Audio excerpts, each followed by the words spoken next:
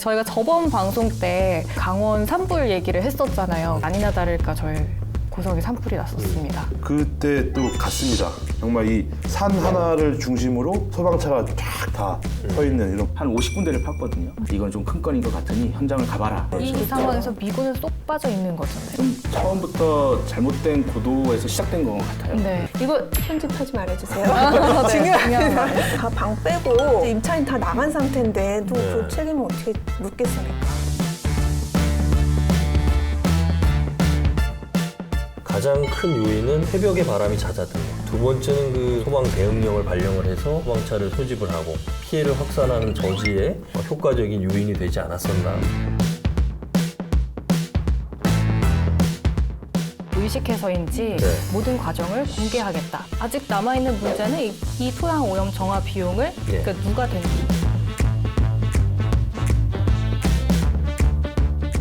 여기는 좀 제대로 봐야 되지 않느냐. 공개해라. 예전에 그렇게 했었어야 된다. 그래야 할 말이 있는데 지금은 할 말이 없는 거예요.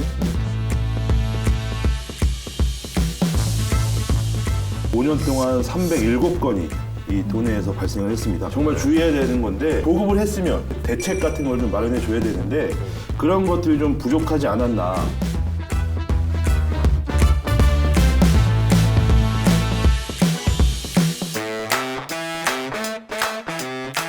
그런 늘어뜨리고.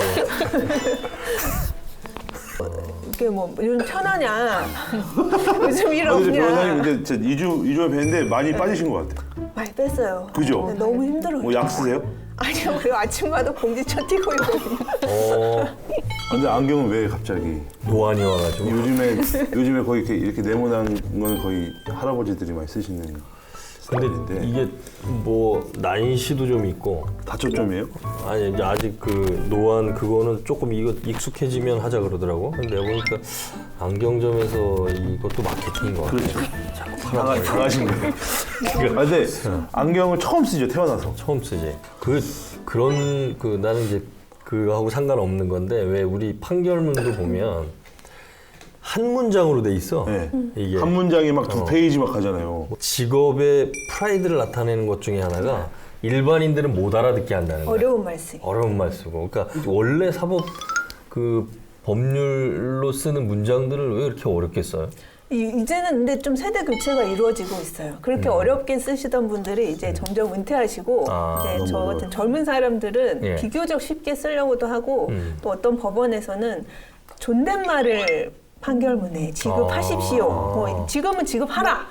이행하라 이렇게 명령조인데 그렇죠. 어떤 판결문에는 지급하십시오. 존댓말을 쓰는 예, 경우가 이행하십시오. 제일 이렇게 이해가 안 판결 되는 낸 게 있어요. 뭐뭐한 게 아닌 게 아니고 아니어서. 그렇지. 아니라고 할 수 없는 것은 아니지만 B라고도 못한다. 이게 뭐야? 이게 듣고 있으면 뭐라는 거지? 결국 들리는 거는 모르겠다는 거죠. 결국 들리는 거밖에 없어요. 그게 뭐냐면 예전에 중세 시대에 그 성경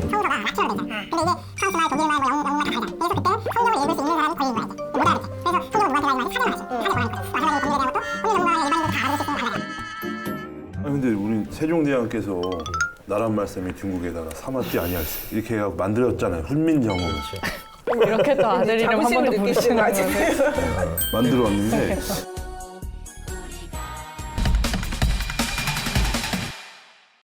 저희가 저번 방송 때 코로나19랑 강원 산불 얘기를 했었잖아요. 그때 얘기를 했던 게 이제 5월 황금 연휴를 조심해야 된다. 그렇죠. 그런 얘기를 했는데 아니나 다를까 저희 고성에 산불이 났었습니다.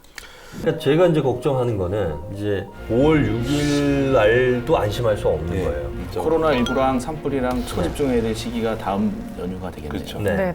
그러니까 4월 30일이 이제 부처님 오신 날, 그리고 5월 1일이 근로자의 날. 그래서 결국 5월 5일까지가 이제 연휴 기간이었는데 5월 1일 저녁 8시 10분, 금요일 저녁 8시 10분이니까 황금 연휴에 특히 난리가 났죠. 뭐 저희도 부랴부랴 뭐 부조팀 뭐 스튜디오 다 소집하고 김선아 기자도 뭐 야간에 막차 타고 서울에서 내려오고.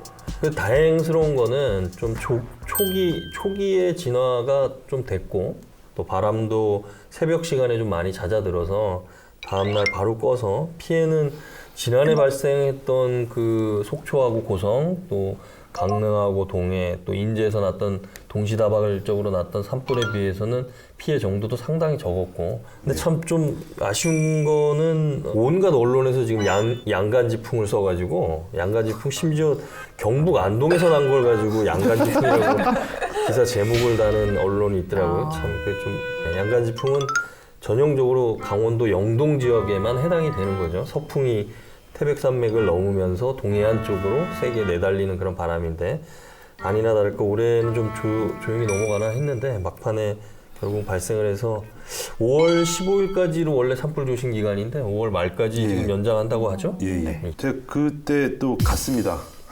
네, 또 가셨죠. 제일 먼저 도착을 해서 춘천에서 열심히 달려서 갔는데 창문을 착 내렸는데 바람이 엄청 세더라고요. 그래서 제가 그 단톡방에도 오실 때 조심하셔라 이렇게 남긴 것도 있는데 정말 바람이 세게 불었어요 당시에는. 그리고 현장에 도착했는데 때마침 1년 전에 갔던 그 토성면 사무소 그렇죠. 예, 또 거길 또 갔습니다. 산불 상황실에 토성면사무소 너무 익숙해서 갔는데 일단은 가서 딱 내리니까 바람이 정말로 이 고온 약간 좀 찝찝한 바람이라고 표현하는 게 맞는 것 같은데 그런 바람이 계속 불었고 제가 가서 좀 느낀 거는 1년 전에 비해서 그래도 많이 좀 체계적으로 움직였다.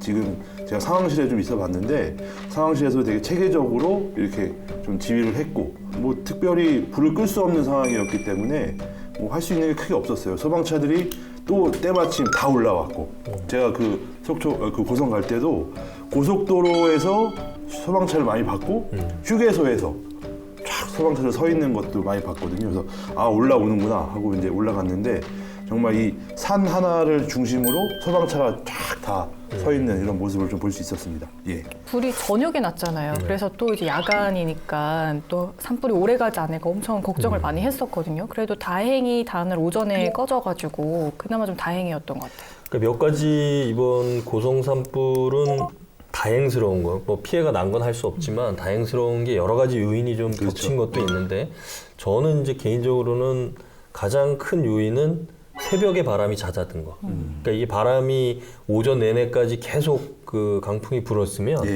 뭐 진화헬기들이 39대가 이제 일출과 동시에 투입이 됐긴 했지만 잡을 수가 없는 건데 첫 번째는 그런 바람의 요인, 두 번째는 그 산불이 발생한 장소 바로 옆에 제가 그 집이 가까워서 본가가 그쪽하고 가까운데 대형 저수지가 있어요. 도원 저수지라고. 네. 그게 자연적인 어떤 저지선 역할을 했죠.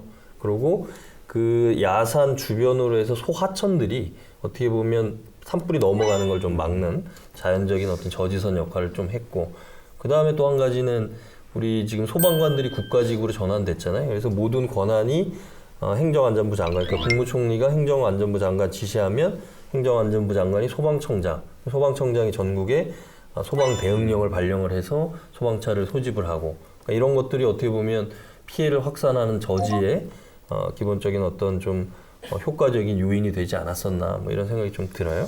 근데 이번 고성 산불의 경우에는 국장님 말씀하신 대로 다행히 그런 여러 가지 네. 요인들 때문에 피해가 확산되지 않았는데 어쨌든 그 원인을 잡지 못한다면 네. 다른 지역에서라도 똑같은 원인으로 또 대형 산불이 발생할 수가 있잖아요. 네, 이번에 산불이 왜 났죠? 이번 산불은 일단은 그 집에서 도원리 한 주택에서 시작이 됐는데요. 일단은 경찰에서는 화목 보일러를 좀 원인으로 보고 있습니다. 이 화목 보일러에서 시작이 된 거, 발화점이 화목 보일러다. 이 화목 보일러가 지금 뭐 이번뿐만이 아니라 여러 번 이 화목 보일러가 이 산불, 특히 이제 동해안 지역 산불에서는 많은 피해가 있었고요. 5년 동안 307건이 이 도내에서 발생을 했습니다. 그만큼 뭐 적지 않은 건데 이 화목 보일러의 문제점은 뭐냐면 다 거의 산이랑 붙어 있는 데서 화목보일러를 사용하기 때문에 바람이 불면 이 불씨가 날아가서 이 산에 딱 옮겨 붙으면 그 산불이 된다는 거죠. 그 언제죠? 6회 때 작두 한번 탔습니다. 화목보일러 네. 했는데 편집이 됐더라고요. 정말 중요한 부분인데 제작진들 이거 반성하셔야 됩니다. 제가 중요한 부분을 짚었는데 결국 이걸 통편집을 해서 그리고 화목보일러도 제가 봤을 때 이 연통에서 이제 이렇게 불씨가 휙 날아가면서 이제 불을 붙는데 이상하게 화목보일러 이렇게 연통이 다 산 쪽으로 그때 저희가 이제 당 취재부장님 멘트를 이어받아서 화목 보일러에 대해서 조금 얘기를 했으면 네네네. 안 됐어요. 아무도 저는 아무도 반성을 반응하지 했어요. 않았어요. 공감 안 해주시면 아 예. 제가 지적했거든요. 아, 화목 네. 보일러에서 날 거다. 왜냐면 현장 가보시면 압니다. 왜냐면 연통이 다 이 집이 있고 그 길이 있고 집이 있고 산이 있어요. 여기서 이 산과 길 사이에 집이 있는데 연통이 다 이렇게 뒤에 산 쪽으로 나 있어요. 그러면 바람이 휙 불면은 여기서 이렇게 불씨가 날아가서 잘 붙을 수 있는 구조가 돼 있어요. 그래서 정말 주의해야 되는 건데 이게 좀 저는 좀 아쉬운 게 이게 보급을 했으면 그거에 대한 좀 이제 대책 같은 걸 좀 마련해 줘야 되는데 그런 것들이 좀 부족하지 않았나. 근데 이게 화목 보일러가 특히 농촌 지역에서 아무래도 땔감이나 이런 걸 구하기 쉬우니까 많이들 사용을 하는 거죠. 그렇죠. 근데 또 농촌뿐만 아니라 요즘에는 또 주택가에서도 많이 사용을 해요. 또 아, 이제 네. 뭐 SNS 뭐 갬성이라고 아, 하죠. 이렇게 또 화목 집에 보일러가, 네. 화목 보일러 설치해서 그죠. 분위기 캠핑 분위기 내시는 그렇죠. 분들도 많고 또 이제 불이 발생할 화재 위험도 있을 뿐만 아니라 화목 보일러가 미세먼지 정화 장치가 없기 때문에 본인뿐만 아니라 이제 주변에 있는 집에서 이제 그 미세먼지 다 마시게 돼서 이거 규제를 해야 된다라는 요즘 의견이 전원주택이 많죠. 또 많아져서 네. 전원주택마다 가면 이렇게 다 있어요. 보일러, 벽난로. 네, 벽난로, 그렇죠. 저도 몇 번 가봤는데 거기에다 뭐 이렇게 감자도 거먹고 그러더라고요. 펜션에도 그런 게 많더라고요. 펜션도 많고. 그래서 이게 펜션 같은 경우는 좀 더 취약한 게 요즘에 또 전원주택들이 목조주택을 많이 쓰기 때문에 자칫하면 큰 화재로 번질 수가 있어서 좀 각별한 주의가 좀 근데 요구가 됩니다. 궁금해가지고 지난해 연말에 화목 난로 또 화목 보일러 사용 지침을 정부에서 내렸다고 하는데 이게 맹점이 되게 많아요. 지금 지자체에서 가정에서 화목 보일러를 얼마나 쓰는지 네. 어떻게 쓰는지 뭐 이런 것도 전수조사가 지금 안 돼 있다고 하고 사용 지침도 지금 권고 수준이라고 하잖아요. 2015년에 발생한 삼척 산불도 그때도 화목 보일러 때문에 그렇죠. 화목 보일러 불씨가 날렸을 네네 때. 그것 때문에 산불이 났었다고 하더라고요. 요거 좀 기억에 남는 게 왜 그러냐면 산림청에서 전국에서 처음으로 화목 보일러로 인한 산불에 대해서 구상권 청구를 했어요. 손해배상 네네네. 청구를. 그래서 이게 아마 민사소송으로 가서 1억 7천만 원 배상 판결이 내려졌다 그러더라고요. 제가 알기로는 이거 이 집주인이 되게 나이가 많으신 노인이에요. 혼자 사시는 분인데 삼척에. 그 돈을 이제 회수를 해야 되는데 받을 수는 없고 그러니까 산림청에서 그때도 이제 기사화가 많이 됐었는데 전국에서 처음으로 이렇게 실화로 불낸 사람한테는 끝까지 이제 민사적인 어떤 손해배상까지 받아내겠다 경각심을 주려고 소송을 제기했던 건데 아마 제가 알기로는 이분 돌아가실 때까지 경제적 여력이 되는 만큼 계속 그렇죠, 맞습니다. 내는 걸로 납부를 하는 걸로 아마 산림청에서 처리했던 기억이 납니다. 그러면 아무래도 이렇게 화목 보일러가 화재에 취약하잖아요. 근데 산림 근처에 그러면 이렇게 화목 보일러를 설치해서 사용을 하는 게 법적으로 아무 문제가 없는 건가요?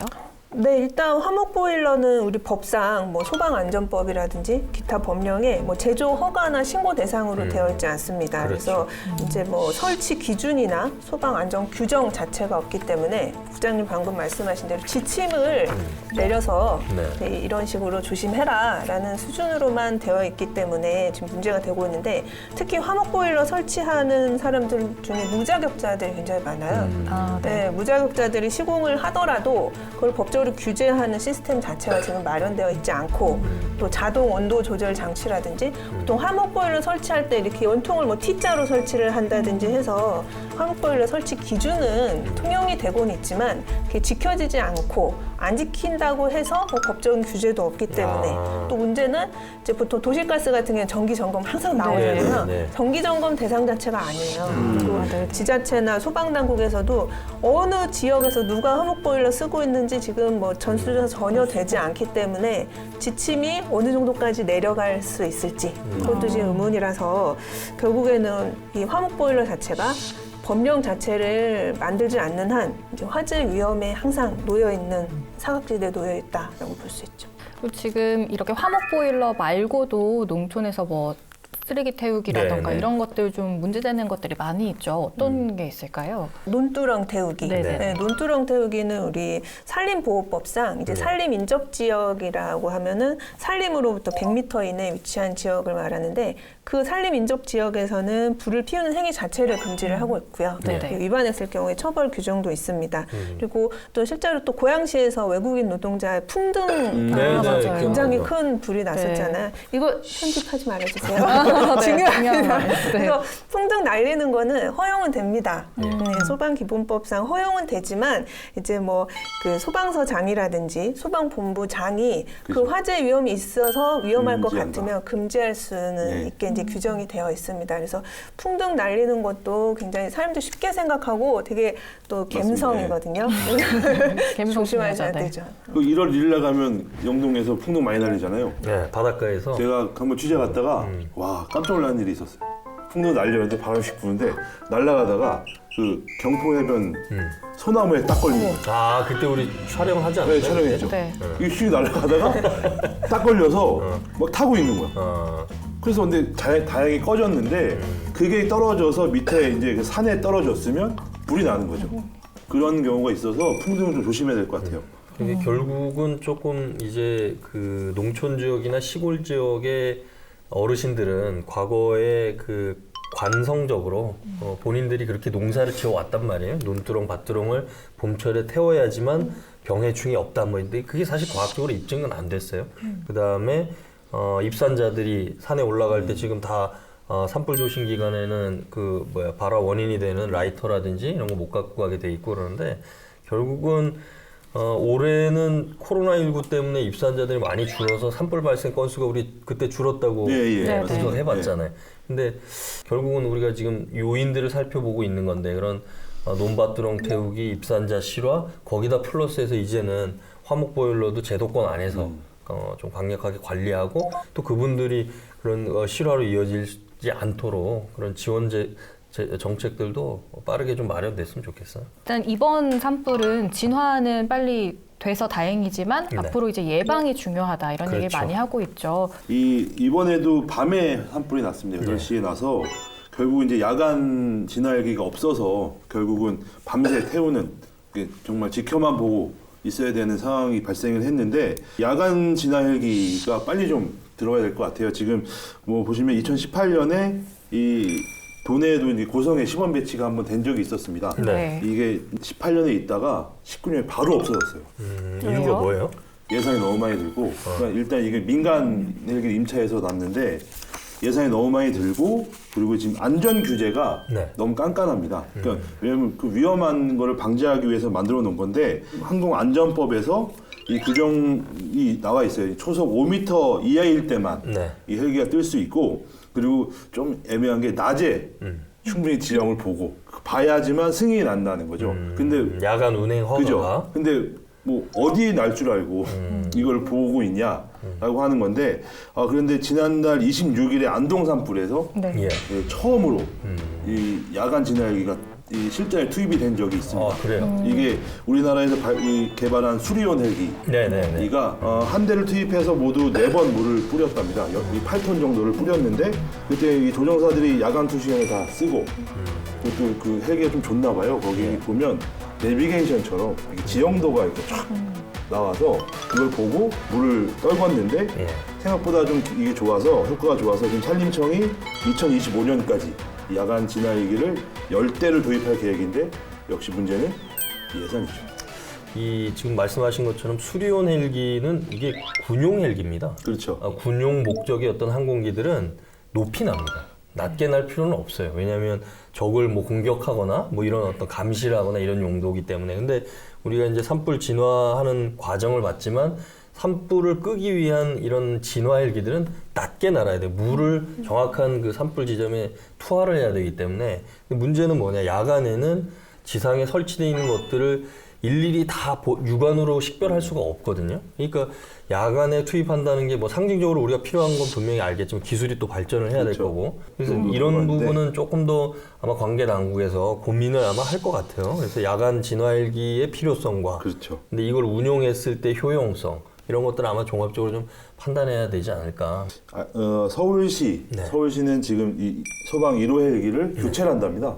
저희가 이제 오래돼서 교체하는데 야간 진화 가능한 네. 헬기로 교체를 한다고 해서 이 강원도도 결국 이제 예산이 좀 뒷받침이 되면 여러 가지 방법이 있겠죠. 뭐 호수를 내려서 뭐 이렇게 물을 뿌린다든지 뭐 이런 방법이 있기 때문에 지금 작년이나 올해 다 야간에 산불이 나서 예. 급속도로 확산을 한 상황이라서 예. 이 야간 진화헬기 도입이 좀 시급해 보이긴 합니다. 예. 열심히 찍었네 아주. 거기가 실제로 가면은 기름 냄새가 많이 나나요? 이게 날 때도 있고 안 날 때도 있고 그런데 날 때는 딱 시외버스 터미널 냄새나. 매연 냄새 비슷하게. 매연 그 경유 냄새 같은 게 딱 나지. 그러니까 이게 휘발성이래 가지고 원래 지나가면 훅 날아가는데도 불구하고 며칠 지났는데도 냄새가 나는 걸 보면 뻘 같으라 그래야 되나? 그 토양층에서 숨어있던 게 계속 이렇게 나오는 것 같아요. 조금씩. 기화가 되면서. 춘천 캠프 페이지에서 문화재 발굴 조사를 위해 중장비들이 3, 4m 깊이로 땅을 파고 있습니다. 파낸 흙 중 일부는 검은색을 띠고 흙을 파낸 곳의 고인물에는 기름으로 추정되는 부유물이 떠 있습니다. 그러면 저희 춘천 캠프 페이지 이야기 해보겠습니다. 지금 캠프 페이지에 대한 기사가 도내 언론사 메인 페이지 장식했는데요. 이 환경정화 부실 논란이 일고 있습니다. 지금 가장 먼저 이제 취재를 하신 이무원 선배님이 나오셨는데요. 어떤 내용인지 좀 설명해 주실까요? 일단은 5월 4일에 그 문화재 발굴 조사를 전반적으로 했어요. 그러니까 문화재청에서 여기는 이제 선사시대 유물이 있을 가능성이 높으니 전반적으로 다시 해라 해가지고 좀 논란이 됐었어요. 그러니까 이제 막 개발 들어가려고 그랬는데 그래서 이제 지난 4월부터 이제 용역을 받은 강원 고고문화연구원이라는 곳에서 용역받은 구역이 4구역인데 거기가 봄내체육관 뒷부분이에요. 그 뒷부분이라 네. 이렇게 넓은 지역인데 거기를 한 달 정도 이제 파면서 한 50군데를 팠거든요. 근데 거기서 이제 한 달 파니까 냄새가 난 곳이 한 15군데가 나온 거죠. 포크레인 기사들이 이렇게 파거든요. 이렇게 쫙 1.5m 정도씩 해서 한 2, 3m씩 계속 깊게 파는데 갑자기 이제 좀 색깔이 다른 층이 나온 거고 그 냄새가 나고 기름층이 거의 물이 있는 곳에 이제 기름띠가 보인다는 말을 우리 한 달이 됐으니까 저희도 발표한다는 걸 알고 저희 이제 사진 기자하고 취재 기자 갔었는데 말을 한 거죠. 그러니까 이게 좀 이상하다 하니까 5월 4일 날 오후에 알아가지고 5월 5일 날 이제 회의를 할 때 이건 좀 큰 건인 것 같으니 현장을 가봐라 해가지고 현장을 다시 가서 다 셌어요. 다 이제 셌는데 52개 중에 15개 정도가 토양층이 기름이 먹어 있다, 냄새도 난다 해가지고 휴일이니까 또 이제 연락도 안 되고 막 하잖아요. 그런 온갖 또 이제 자료를 과거 자료를 다 해가지고 분명히 정화가 다 완료됐는데 이상하다 해가지고 이거는 문제가 있다 해서 이제 문제점을 제기하는 차원에서 먼저 쓰자 해가지고 쓰게 된 거죠. 그러니까 여기가 환경오염 정화가 완료됐던 곳으로 알려졌잖아요. 그렇죠. 네. 2009년부터 국방부가 한국농어촌공사에 위탁을 줘서 2년 4개월 동안 정화를 했어요. 그래서 정화가 완료가 됐으니 완료 보고서 그리고 이 완료된 곳이 진짜 제대로 됐는지 검증 보고서를 자연환경연구소라는 곳에서 이게 위탁을 줘가지고 또 이제 하게 됐거든요. 그 검증 보고서를 동시에 이제 춘천시에다가 2012년 2월에 제출을 했던 거예요. 네. 그래서 제출을 했는데 시에서 받을 때 이 문제 없다라고 결과적으로는 수용을 한 거죠. 그러니까 이제는 이제 정화가 끝났다고 해서 개발 계획을 그때부터 들어가면서 시민 의견 수렴하고 해서 2016년까지 이제 남은 부지 매입 비용을 다 냈고 그다음에 이제 소유권 이전을 받았던 그렇게 된 거죠. 이제. 그럼 춘천시는 이 상황을 모르고 있었던 건가요? 전혀 모르고 있었던 거죠. 5월 4일 날 아마 현장 관계자 문화재 발굴이기 때문에 아마 네. 문화 쪽에서만 관계자가 갔던 것 같아요. 환경 쪽이 안 가고. 근데 이제 환경 문제가 나중에 드러나니까 다 5월 6일 날 게재가 됐을 때 환경 담당 쪽에서 이제 급하게 움직였던 그런 셈이죠. 나중에 알았죠. 절차는 그렇잖아요. 그러니까 미군이 점유하고 있던 부지를 국방부가 평택의 미군 기지들을 다 한 군데로 모았잖아요. 경기도 평택으로. 그리고 네. 과거에 미군 부대에 있던 부지는 국방부가 소유권을 넘겨받았어요.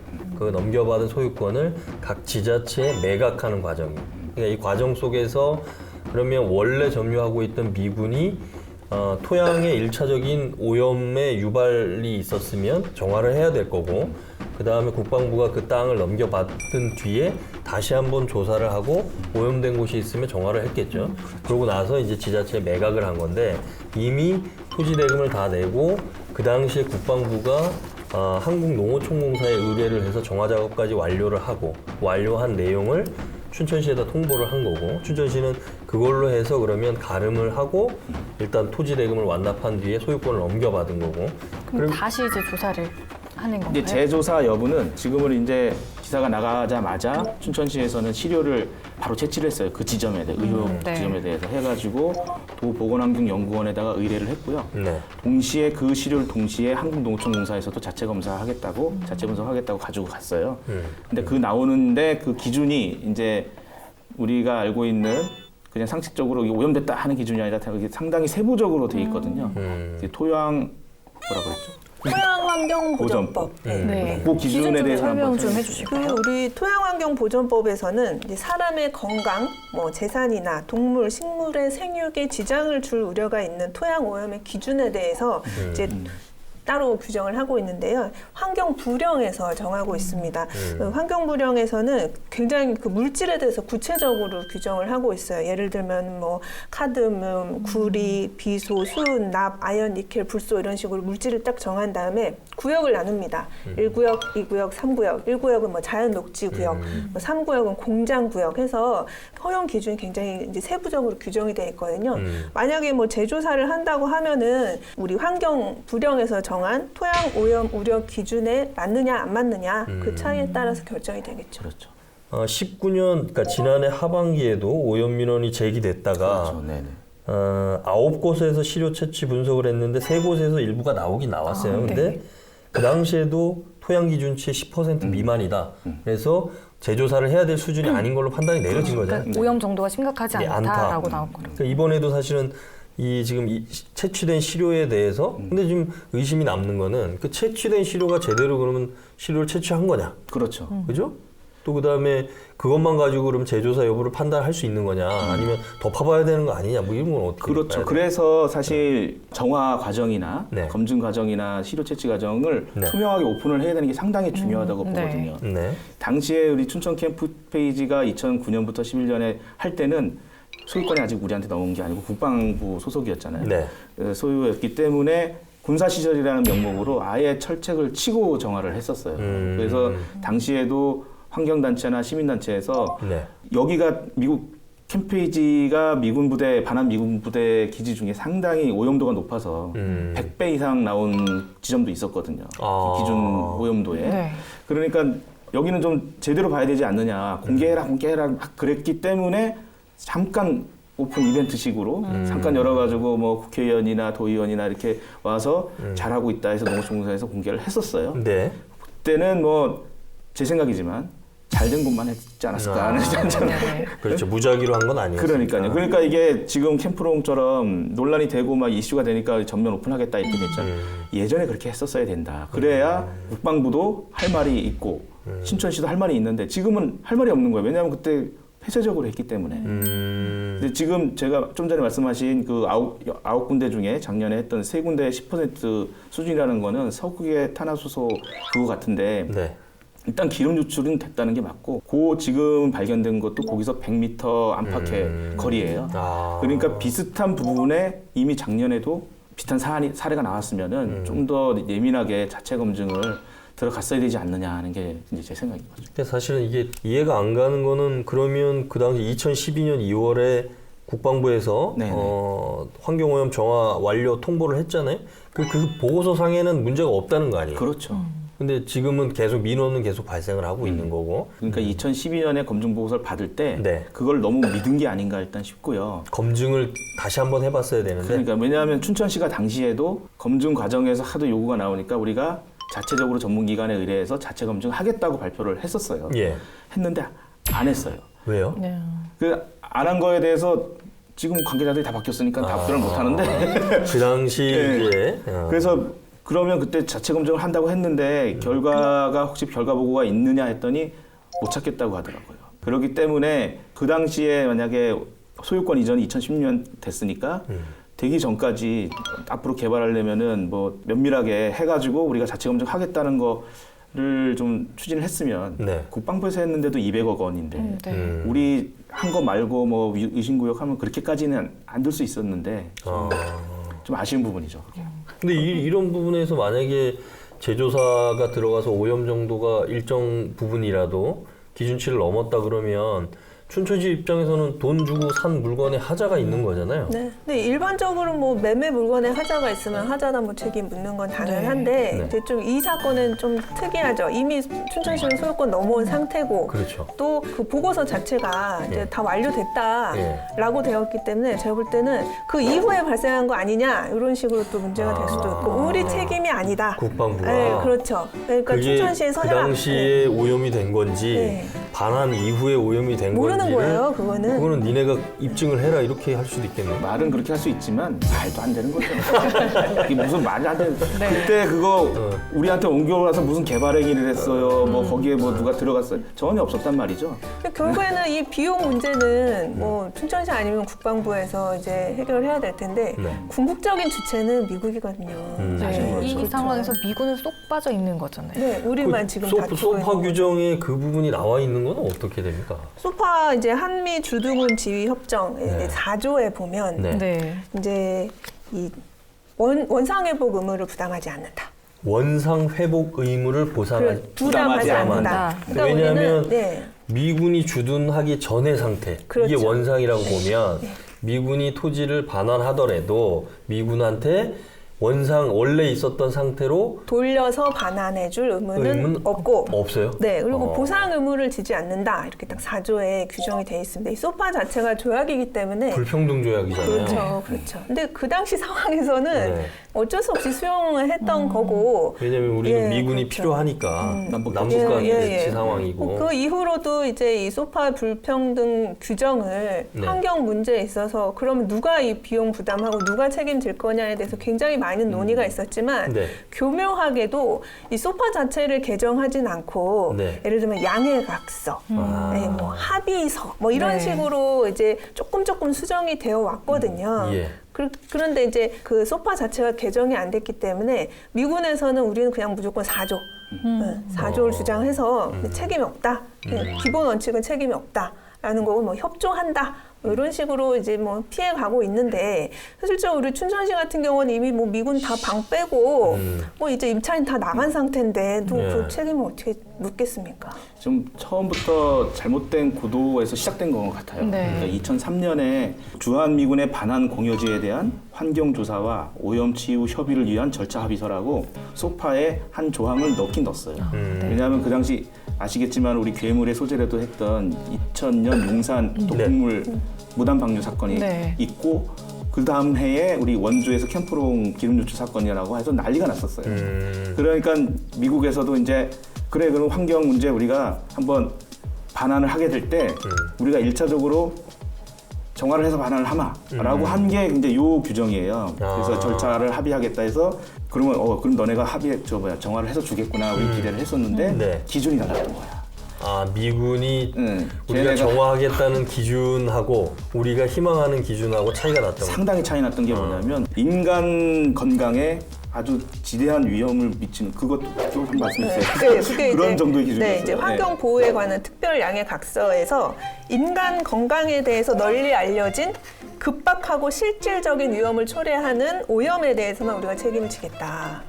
그게 뭐예요? 그게 급박하고 모르겠어요. 실질적인 너무 애매한 아주 거예요. 모호하죠. 네. 또 인간 건강이에요. 인간 이게 건강. 인간 건강에까지 영향을 미쳐야 되는 거예요. 그 인과관계까지 동물은 아니고. 밝혀져야 되는 거고 동식물은 아니고. 토양도 아니고 토양으로 인해서 인간 건강까지 영향을 미치는 오염에 대해서만 우리는 책임을 지겠다는 거라서 안 지겠다는 거죠.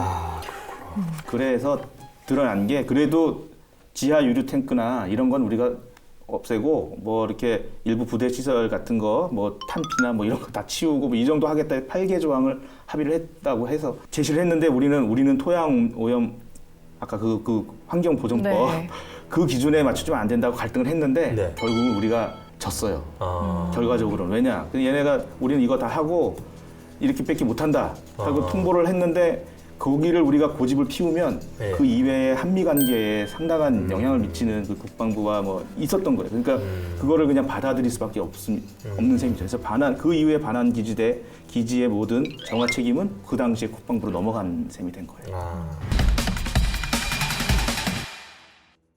캠프롱 취재를 했을 때는 어땠어요? 네, 캠프롱 그 이제 토양 오염 정화를 위해서 첫 이제 단계인 시료 채취하는 곳에 갔었거든요. 그때도 근데 그때가 마침 이제 선배님이 쓰신 기사가 나온 이후에 조사를 한 거여서 모든 이제 공개를 하겠다라고 네. 하더라고요. 그러니까 시민들도 직접 참관을 하고 시료 채취하는 전 과정을 다 보고 그 시료 채취 이후에 진행되는 조사도 국방부에서 당시 그 참석한 국방부가 모든 이제 시민들이 다 볼 수 있게 공개하겠다 이런 식으로 얘기를 하더라고요. 그러니까 그때 춘천 캠페이지 때보다는 훨씬 더 달라졌네요. 국방부의 네네, 입장도. 그렇습니다. 그때 춘천 캠프 페이지 같은 경우는 좀 비공개적으로 그렇죠. 진행을 네. 해서 이야기가 많이 나왔는데 그걸 의식해서인지 네. 모든 과정을 공개하겠다. 최대한 이제 빨리 뭐 진행을 해서 원주 시민들에게 돌려줄 수 있도록 하겠다. 이렇게 얘기를 하더라고요. 아직 남아있는 문제는 이 토양 오염 정화 비용을 네. 그러니까 누가 됐냐. 국방부가 되긴 하지만 일단 네. 국방부에서는 작년에 이제 미군 기지 4곳을 돌려받으면서 조건이 네. 이 정화 비용에 대해서는 계속해서 누가 부담을 할지를 협의하겠다라는 열린 조건으로 지금 돌려받은 거거든요. 근데 이런 조건은 아까 변호사님 말씀하신 것처럼 소파 규정에는 없는 부대 조건에 해당이 되는 거 아닌가요? 그러니까 안 될 가능성이 높죠. 지금까지 한 건도 네. 받은 적이 없었고 아. 이미 뭐 국방부에서 땅 다 돌려받은 다음에 뭐 소유권까지 넘어오네 마네 이런 문제가 있는데 만약 그 정화 비용이 있다. 그걸 네. 국방부에서 다시 미군에다. 미군에 뭐 청구를 하느냐? 그렇게 할 것 같지도 않고 네. 미군에서 뭐 청구 받는다고 해도 이 소파 규정 우리는 4조에서 아니고 또 인간의 뭐 근본적인 그거 아니다 이렇게 해서 아마 결국에는 우리나라가 부담하지 않을까. 그러면 지금 아까 그 부대 조건 그 지난해 말에 네네. 그러니까 오염 정화 책임 그리고 예. 주한 미군이 사용하는 기지의 환경 관리 강화 그리고 소파 관련 문서 개정 가능성에 대해 협의하겠다. 협의하겠다. 네, 협의를 지속하겠다. 협의는 하고 책임은 안 줄 수 협의만 하면 있는. 돼요. 네네. 그러면 내가 협의한다 그랬지 뭐 한다 그랬냐. 그쵸, 저렇게 나오지. 이건 그럼 국방부가 중간에 좀 끼었네요. 미국이 지금 다른 나라에서도 돌려준 그 토양에 대해서 정화 비용을 댄 사례가 아예 없어요? 없어요. 네. 그러니까 이게 뭐 방위비 협상이라든가 그런 거에 카드로 쓸 수가 있을까요? 저는 도전해볼 만한 네. 상황이다. 네. 이렇게 판단하는 거는 지난번에 그 이전에 뭐 아예 정화 책임 같은 거 생각도 안 하다가 네.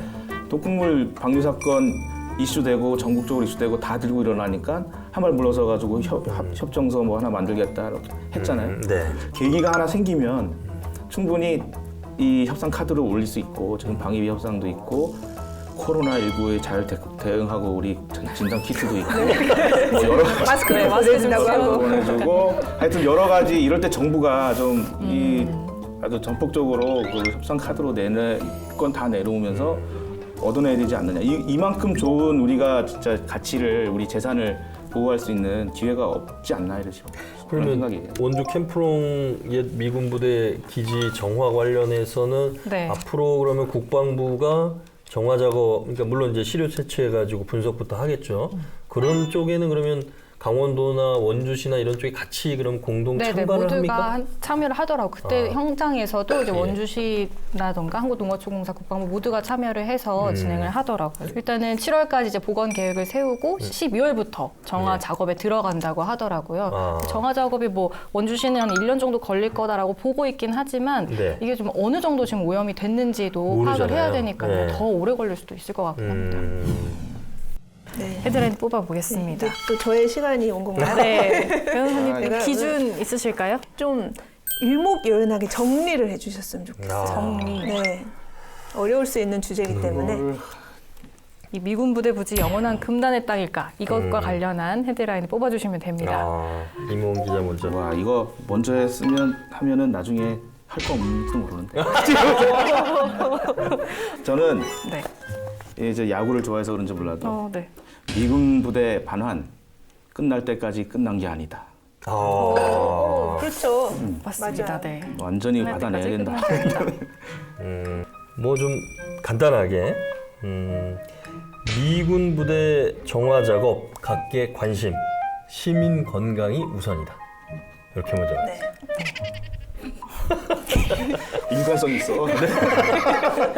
치우는 사람 따로 있냐? 오염 책임 협의 계속돼요. 아, 치우는 중요한 사람 얘기. 따로 있냐? 그건 결정했습니다. 네. 끝날 때까지 끝난 게 아니다. 네, 우리가 네, 네. 끝까지 추적하고 받아낼 거 받아내고 저는 우리 김원 기자님께 드리겠습니다. 감사합니다. 감사합니다. 야구할 때 이런 게 좋아. 속 시원하게 할 말은 하자. 강원도 열혈 기자들이여. 눈치 보지 말고 강원 기자회견으로 모이세요.